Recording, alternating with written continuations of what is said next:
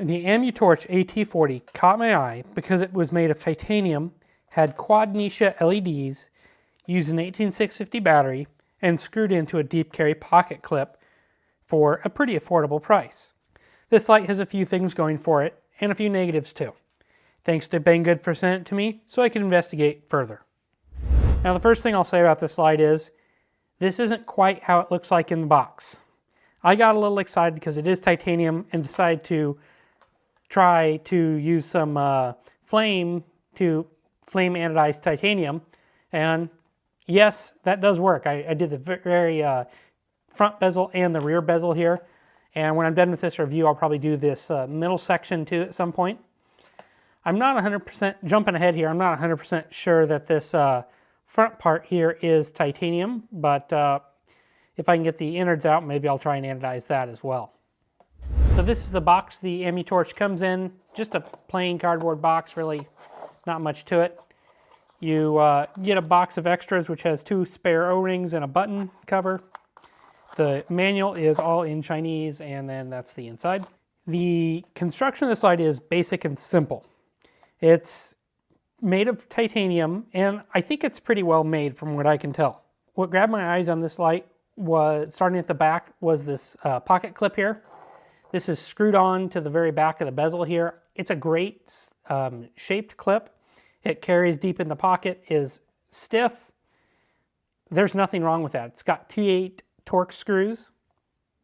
It reminds me of a lot of custom lights like your Okurumas and really other lights that use this style clip. At the back here is the one and only button. It's a loud mechanical button.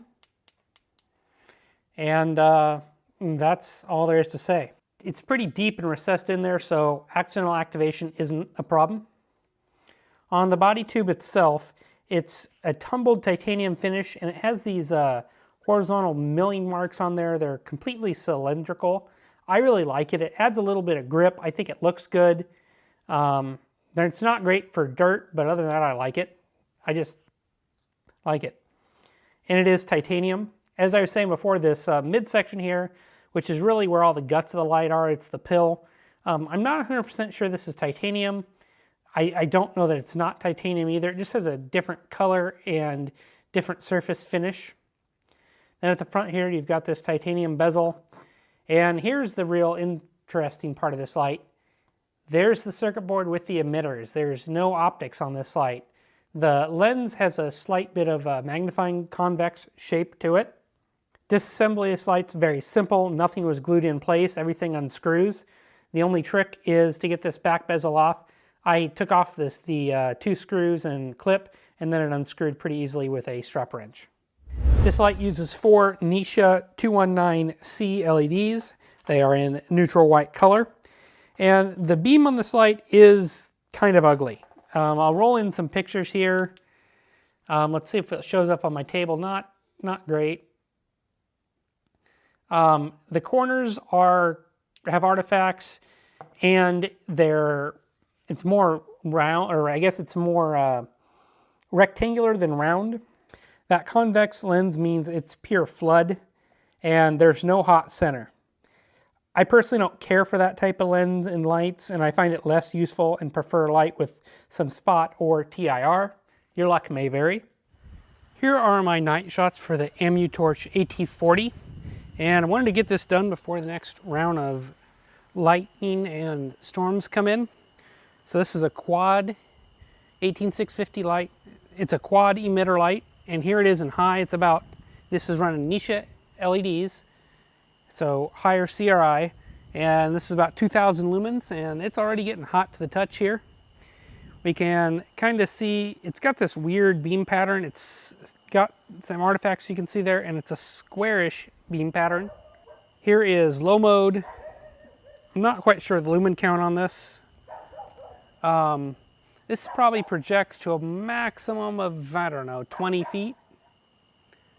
There is high, and there is medium mode. Medium's pretty nice, actually. If I pan up, this light is just such a broad beam, it's hard to show the camera what this actually is like. I'm going to show you what the beam pattern's like here against my grill. You have to get real close But you can see it's more square than round. And here we are back to high. I don't love this type of lens, but if you like 100% flood, you'll like this light, because there's absolutely no spot to this thing at all. Heat is a pretty major issue with this light as well. During my runtime tests, I measured the surface temperature of the pill, this area up here, at 140 degrees after just a few minutes, which is hot enough to burn you. And the light stays quite warm even through its medium modes and runtime. The pill gets the hottest, but it really spreads throughout the light. For my runtime tests, I used a 3000 milliamp hour Sony VTC6 battery. This light only works with unprotected flat top cells, and the top runtime, about 2000 lumens, is good for about a declining 5 minutes. Between that 5 and 10 minute mark, the light steps down to 65% relative output, where it sits comfortably for the next 60 minutes. Total runtime was about 100 minutes, and the last 30 or so minutes, the light goes into this power warning mode, which is pretty interesting. It fades in and out. I don't have any video of it. This is a pretty full battery in it, but it's definitely super noticeable. If you were using this light stuck out in the woods, it'd be pretty annoying, but it is a very clear indicator that, hey, you're gonna shut off. You won't miss it. UI on this light is really simple. It's 3 modes. It starts off in high here, goes to medium and then low, and then cycles again. I don't see this as a tactical light, so I'd like to start in low and then ramp up if needed. A little bit of comparison with a light that a lot of people are familiar with. I've got an MSR D4 here with the 18650 tube. It is got the quad LED as well. It's got an optic in there. I'm hoping I can maybe mod the Amutorch here, find an optic that'll fit. But pretty similar lights in fit and feel. The MSR is just a little bit fatter in the body. It's shorter as well. And it does have that side switch versus that rear switch. I know some people would prefer a rear switch on the MSR. Weight-wise, they're fairly similar with just maybe a slight advantage to the Amutorch. So for me, the pros are the Amutorch AT40 is pretty affordable for a titanium quad host light. It's got that awesome custom like pocket clip. It's got the Nichia emitters, and it's titanium. I think it's a decent option for modding, and I'm hoping I can find an optic that works. For me, the cons are that stock convex lens is pure flood with an odd beam pattern artifacts, which I don't care for. It gets extremely hot, dangerously hot. Only flat top unprotected cells work, which really isn't a negative, just kind of something worth noting. And I've read about some DOA units on forums, although I didn't have one or any personal experience with that. And I wish that it started in low mode first. In conclusion, I think this is more of a project light than an everyday user or EDC. I personally don't care for the convex lens it shifts with and the squarish beam pattern it creates. Basically, it's a big floodlight. It doesn't appear to have any thermal controls, which means it gets dangerously hot. I like that it's made from titanium and can be easily flame anodized. If I'm able to find a different optic or reflector for this light, I think I'll like it quite a bit. If you do decide to get one, make sure you mechanically lock it out as an added layer of protection, because this thing does get that hot. In the comments below, let me know what you think of the AT40.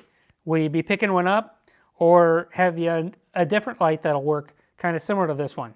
If you've ever tried any flame anodizing, let me know your tips below in the comments. I'd sure like to know them before I anodize the rest of this thing.